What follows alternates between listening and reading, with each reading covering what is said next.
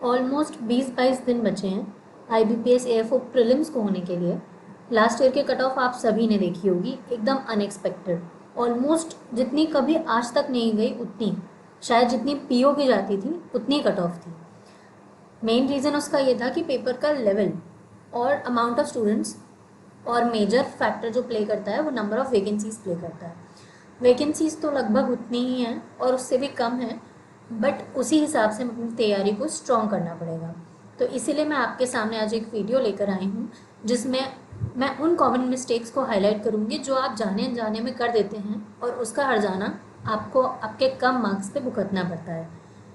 Video को last तक देखिएगा क्योंकि लास्ट में एक ऐसे प्रो टिप्स हैं जो आपकी तैयारी को पहले से 10 गुना ज़्यादा स्ट्रॉन्ग बना देंगे। Hello and welcome to my channel career ground. तो शुरुआत करते हैं आज की एक नई वीडियो से।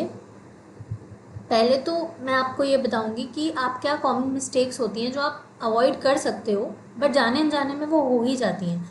बट अगर आपके माइंडसेट में वो होगा तो कहीं ना कहीं आप उस चीज़ पे वर्क करके उस चीज़ को अवॉइड करके अपने मार्क्स बढ़ा सकते हो।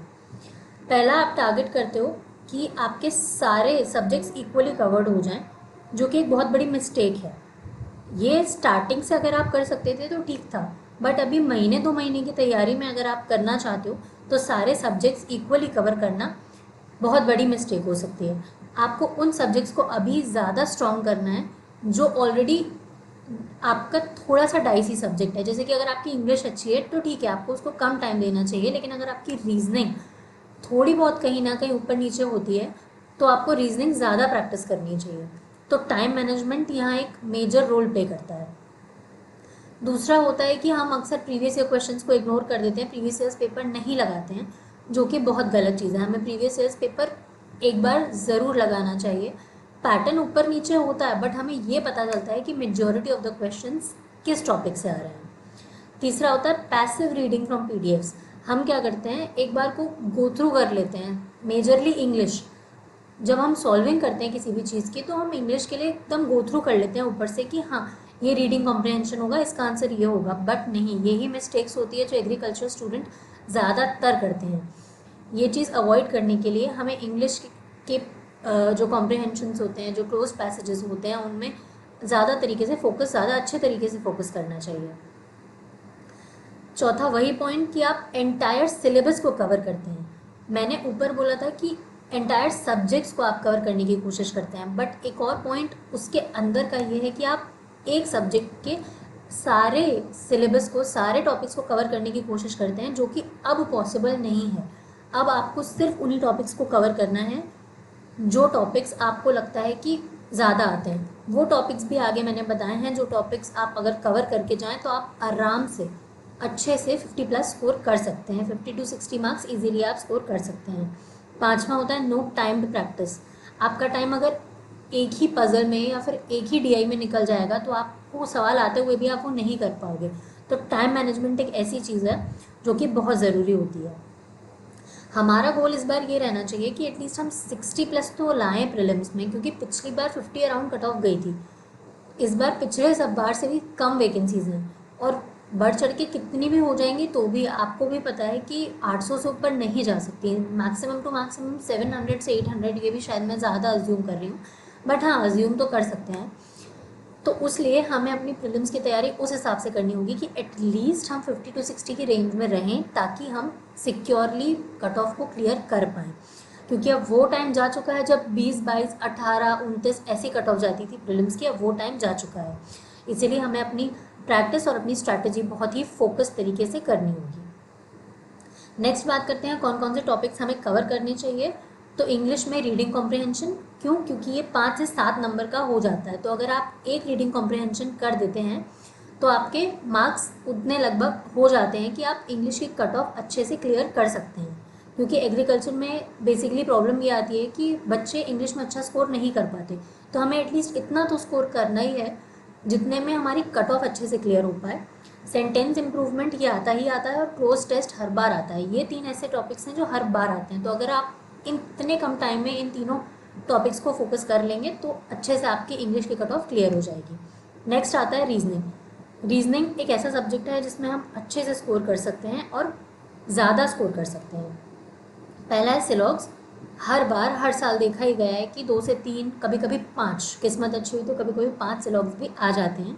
तो अगर हम सिलॉग्स प्रैक्टिस करेंगे 20-25 दिन में, सिलॉग्स के लिए 2 ही दिन काफ़ी हैं किसी को अगर सिलॉग्स के सारे रूल्स सारी चीज़ें सीखनी है तो अगर आप 2 दिन लगा के इस पूरे सिलॉग्स को सीख सकते हैं तो आप कम से कम 3 से 5 नंबर तो अपने मार्कशीट में पा सकते हैं बिल्कुल अच्छे से। नेक्स्ट कम्स पजल्स और सीटिंग अरेंजमेंट। रीजनिंग में कम से कम 3 से 4 पजल वो देते ही देते हैं, इट्स कंपलसरी। तो अगर 3 से 4 में अगर आप 2 पजल भी कर लेते हैं और उस 2 पजल में हर एक में 5-5 क्वेश्चन होते हैं तो 10 नंबर आपके बन गए यूं ही।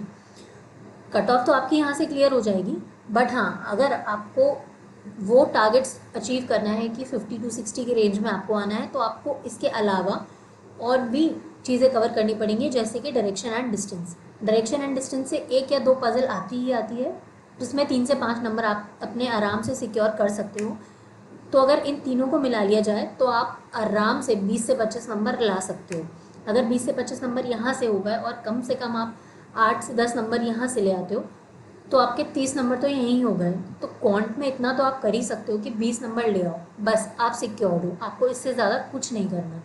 20 दिन में आप सिर्फ यही स्ट्रैटेजी फॉलो करके आराम से 50 से 60 नंबर तक ला सकते हो। कॉन्ट्स की मैंने बात करी, नंबर सीरीज़ और डीआई तो करनी ही करनी है।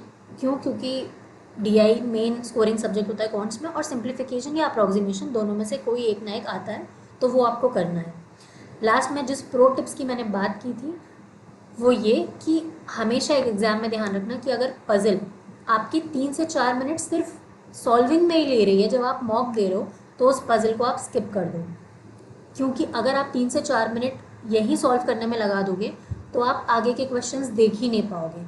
आप 10 मिनट 15 मिनट एक ही पज़ल में गवा दोगे और उसके आगे जब आप क्वेश्चंस ही नहीं देख पाओगे तो 10 नंबर से आप रीजनिंग की जो सेक्शनल कट ऑफ होती है वो तो क्लियर कर लोगे, लेकिन ओवरऑल कट ऑफ में फिर लटक जाओगे।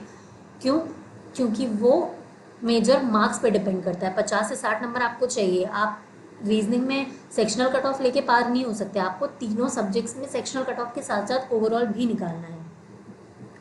कॉन्ट्स में कैलकुलेशंस अपनी स्ट्रांग रखो, जितना हो पाए इन 20 दिन कैलकुलेशंस अपनी प्रैक्टिस करते रहो और एक एडिटोरियल डेली पढ़ो। एक एडिटोरियल डेली पढ़ोगे आपको रीडिंग की प्रैक्टिस हो जाएगी। यही था हमारे प्रो टिप्स और यही थी हमारी स्ट्रैटेजी।